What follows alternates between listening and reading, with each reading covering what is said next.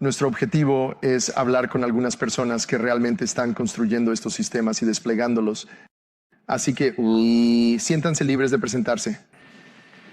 Hola, me llamo Rajiv. Soy arquitecto de datos e IA en Priceline. Técnicamente soy el líder de la plataforma de ML y de la plataforma GenAI. Y estoy implementando la observabilidad de Arize para modelos de ML y soluciones de GenAI y agentes. Hola a todos, soy Kanch. Estoy en Google. Soy gerente de soluciones técnicas para agentes. Lo que hago es hablar con clientes, cerca de 20 a la semana. Trato de entender los patrones de los problemas y construir soluciones de código abierto. Esa es nuestra área de enfoque principal. Genial. ¿Quieres escribir? Quizás empecemos por lo más importante. Como Pennybot podría ser un buen ejemplo. ¿Cuál es un ejemplo de un caso de uso real? Describe lo que hace. Está bien. Quizás no se supone que deba hablar mucho sobre eso, pero es el chatbot de nuestra empresa donde maneja el sistema de reservas para cancelaciones, el proceso de reserva y la generación de itinerarios. Así que tiene el sistema humano más el sistema de tecnología de agentes de chatbot. Tenemos marcos de evaluación robustos, de lo que vamos a hablar hoy. Así que tiene la observabilidad de extremo a extremo. Grande, sí. Sí, entonces ustedes, supongo que empezando por lo más importante, también ven a muchos clientes. ¿Cuáles son las razones? ¿Cuáles son algunos de los escenarios de implementación? Es servicio al cliente por chat. ¿Cuáles son los escenarios de implementación que ves y los casos de uso empresarial que se abordan? Para mí ese deslizamiento de tierra resonó muy bien. Así que si lo pienso, los agentes existían antes de la IA generativa y eran un tipo de agente determinista y siempre fue así. Así que el soporte al cliente definitivamente resonó y luego la investigación y la resumisión definitivamente resuena. El conocimiento es el jugador clave de un agente. Entonces, el enrutador y tratando de navegar las tareas de productividad, estas me pasa bastante, a menudo. Bastante a menudo cuando le preguntas a un cliente qué es un agente, tienden a hablar sobre agentes conversacionales y luego se dirige hacia otros marcos agénticos que existen. Está bien, en términos de, en tu experiencia, ¿cuáles son algunos de los mayores desafíos para que esto funcione cuando lo implementas? Cuando pienso en los desafíos, la mayoría de las veces, como cualquier aplicación de IA generativa, el prototipo siempre es fácil. Es la producción. Creo que Mustafa Suleyman, el CEO de Microsoft, hizo este comentario que decía que llegar al 60% no es difícil, llegar al 90%, la parte más difícil. Cada empresa o cada organización con la que trabajo lucha con eso, así que la evaluación. En desarrollo es una cosa, pero la evaluación en producción es completamente a otra escala. Y Raji, ¿por casualidad viste lo mismo en la pantalla? Sí, lo llevaría a prototipado a producción, pero incorporaría el mismo marco de evaluación. Primero yo lo haría, define un marco robusto para las evaluaciones, incluyendo. Para mí, el mayor desafío en la configuración del marco de evaluación es sobre implementar las evaluaciones. A nivel de subtarea hasta el nivel de finalización, resultado final versus la subtarea, siempre hay un compromiso entre ellos. Si hablas sobre la configuración de la evaluación a nivel de subtarea, cubres las evaluaciones para toda la subtarea, prueba si asegurar que la salida esté alineada y eliminar todos los errores en cascada, ¿verdad? Pero tienes las evaluaciones del resultado final, sí, tienes la salida de evaluación cubierta, pero, sabes, te falta esa granularidad de todo el tema en cascada completo. Además, sabes, pero estás ahorrando costos ahí. Sí, siempre hay un compromiso entre esto y aquello. Y también el mayor desafío, que diría yo, es tener el sobreajuste de las evaluaciones. Para los datos de entrenamiento, el modelo estará sobreajustado. Entiende un conjunto específico de salidas, pero si los datos de entrenamiento no contienen suficiente información, ocurre el sobreajuste, así que siempre tienes que tener suficientes datos de entrenamiento, tener diferentes patrones, diferentes frases, probadas con las consultas ad hoc. Sí. Y creo que uno de los puntos que estás mencionando que a veces se pierde aquí es que a veces estás haciendo evaluaciones casi a nivel de producto. La conversación fue buena, la conversación fue mala, y luego hay evaluaciones sobre cosas muy específicas también. Así que las evaluaciones son este término amplio que estás usando, pero a veces significa una evaluación muy general y a veces es muy específico de la rama y de la ejecución. Y en términos de, en cuanto a cualquier cosa, mientras estabas implementando tu agente o tratando de desplegar tu asistente, ¿hubo algún desafío que encontraste al pasar del desarrollo a la producción? ¿Hubo algo que surgió? ¿Encontraste alguna manera de mejorar o potenciar eso al tener datos reales? Sí, diría que, sabes, tener la escalabilidad a nivel de infraestructura. Sí, inicialmente hicimos un prototipo con un cierto tipo de bases de datos o almacenes de datos que solo podían manejar datos estructurados o no estructurados cuando queríamos implementar la solución de RAC. Con la base de datos vector, los tipos de datos no son viables con los almacenes de datos existentes, así que seleccionar la infraestructura. Escalable adecuada para datos no estructurados, estructurados y vectores, para graficar todos estos datos, las soluciones. Son una de las claves. Los almacenes para implementar las soluciones agentic son una de las claves, entendido. Y así hay todo este trabajo duro y complicado para hacer que esto funcione, lo cual es doloroso. Supongo que una pregunta para ti es, ¿los marcos ayudan en algo? ¿Son útiles los marcos? ¿Usas uno de los marcos? Los marcos podrían ser como los grafos de Lane o las cadenas de Lane del mundo o flujos de trabajo de Llama. Pero al entrar en los marcos, en realidad hicimos todo el prototipado muy rápido para ir al mercado. Actualmente estamos aprovechando marcos como Langflow. Implementamos Langflow para el entorno no productivo y el prototipado. Sí, diría que hay muchos beneficios con eso. Tienes las mejores prácticas, listas para usar y los enfoques de desarrollo, lo que ahorra tiempo. Pero si estoy usando un proyecto complejo con métricas de negocio que se van a utilizar, yo optaría por el marco sobre los marcos de código abierto establecidos. Entendido. Y en producción. Tiendes a ver, y esta podría ser una pregunta para ti también, ¿no? La gente lleva los marcos hasta producción. ¿Son prototipos o están diseñados para todo el proyecto o es tan temprano que es difícil de decir? Creo que es muy pronto para decirlo.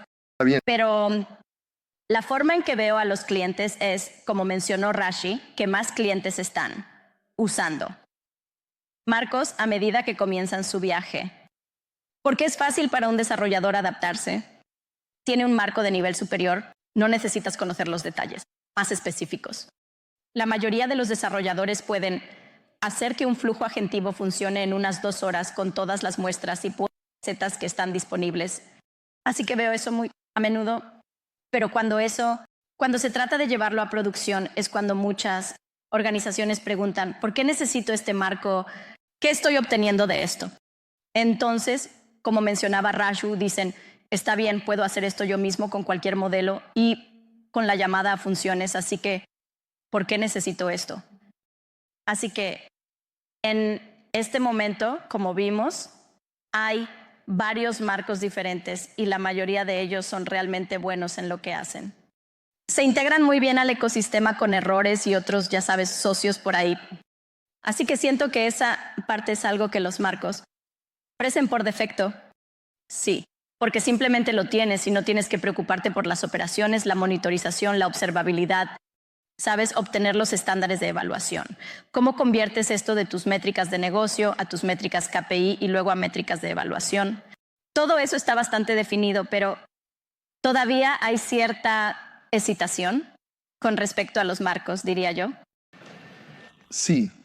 Y en términos de evaluación, ¿haces evaluación humana en general?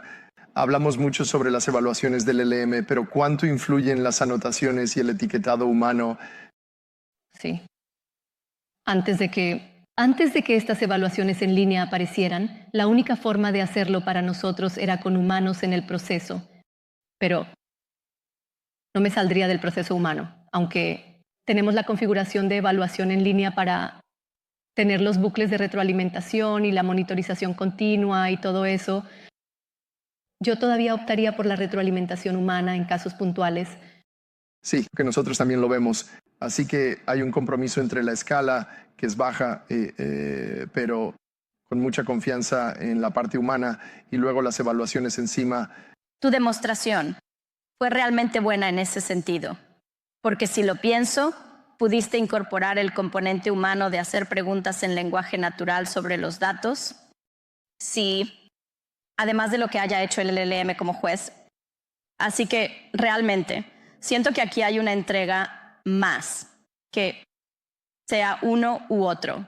En la mayoría de los casos necesitamos ambos en este momento para poder escalar e implementar, aunque tenemos este etiquetado.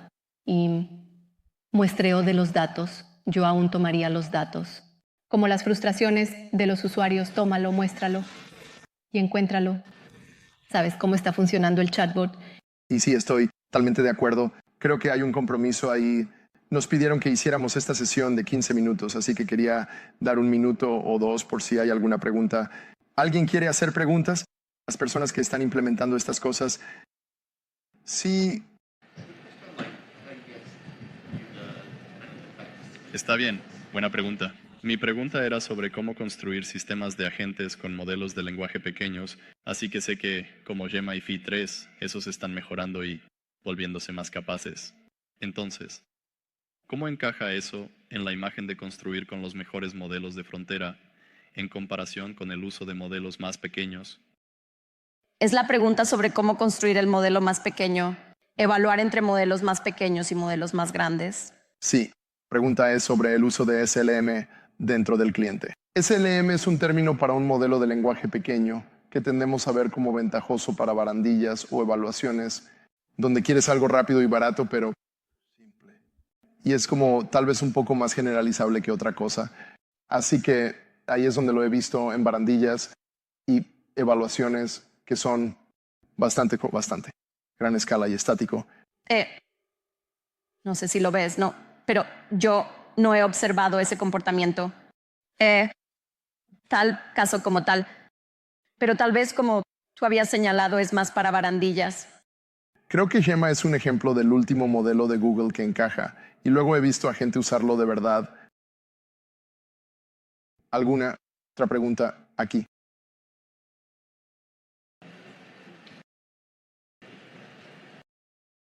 Esto ha sido increíble. Tengo una pregunta. Yo hago evaluaciones de LLM como juez en una startup y me preguntaba, pensé que el punto sobre integrar la retroalimentación humana sigue siendo mejor. Y así, construir conjuntos de datos dorados es un poco de donde proviene gran parte de nuestra evaluación.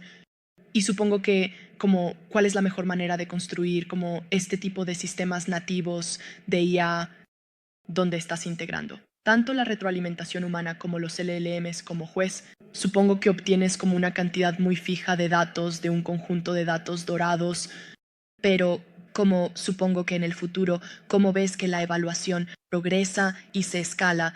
Sé que hice como 2 preguntas en una, pero más en general, ¿hacia dónde ves que va la evaluación? Dado como este tipo de como humano es mejor, pero es fijo. Sí, solo para repetir la pregunta, lo que escuché fue, ¿hacia dónde vemos que van las evaluaciones con este compromiso entre humano y LM? Como juez, ¿y alguna tendencia o cosas que ves en términos de qué ves? Sí, y cómo se compensan entre sí. Sí, tuviera que pensarlo, ¿verdad? Como las métricas o métricas de evaluación. De nuevo, no es un concepto nuevo. Como que sentimos que estamos reinventando algunas de las métricas.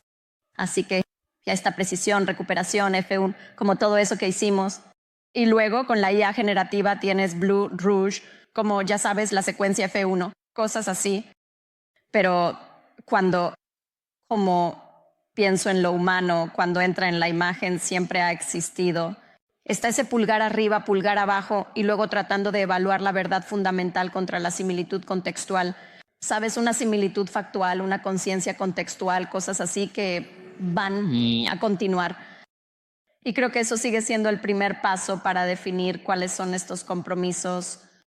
Como este campo todavía es muy matizado, así que nunca, al menos en este momento, dependería completamente de los LLMs. Para ser honesto, el humano en el proceso siempre va a estar ahí, pero el humano en el proceso necesita ayuda en algunos aspectos, y para mí RSAI podría ser uno de esos socios que permite a tus equipos construir mejor. Al menos así es como lo veo, pero no sé sobre... Sí, yo creería en las evaluaciones en línea, por supuesto. Haría etiquetar los datos que obtendría, ya sabes, como buenas evaluaciones, malas evaluaciones. Tomaría las métricas de muestreo, pero si lo ves en escenarios en tiempo real, ¿verdad? No puedes muestrear todos los datos. Haces un 5% de un 10% de los datos y ahí ya sabes que no estás muestreando todos los datos. Yo aún iría con el humano en el proceso, humano en el bucle, porque solo estoy muestreando datos limitados.